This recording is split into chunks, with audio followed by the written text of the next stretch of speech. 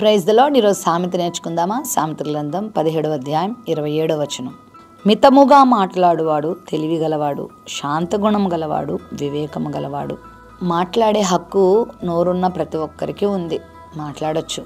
కానీ అధికంగా మాట్లాడడం, మితముగా మాట్లాడడం అనేది మన చేతుల్లోనే ఉంది. మితముగా మాట్లాడుట తెలివైన వారు అని చెప్పడానికి ఒక సూచన అంట.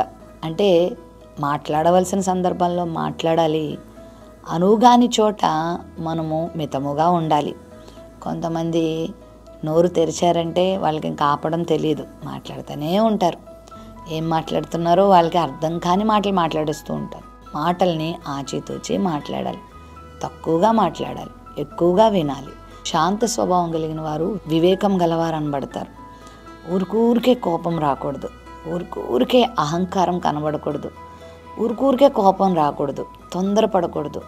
శాంత స్వభావం కలిగి ఉండాలి, ప్రేమ కలిగిన స్వభావం కలిగి ఉండాలి, దీనత్వం కలిగి ఉండాలి, సహనం కలిగి ఉండాలి, మేలు చేసే స్వభావం కలిగి ఉండాలి.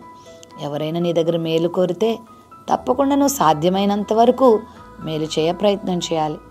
ఓర్పు కలిగి జీవించడానికి ప్రయత్నం చేయాలి. శాంత స్వభావిగా మనం ఉన్నప్పుడు వివేకుల గుంపులోకి మనం చేరతాం.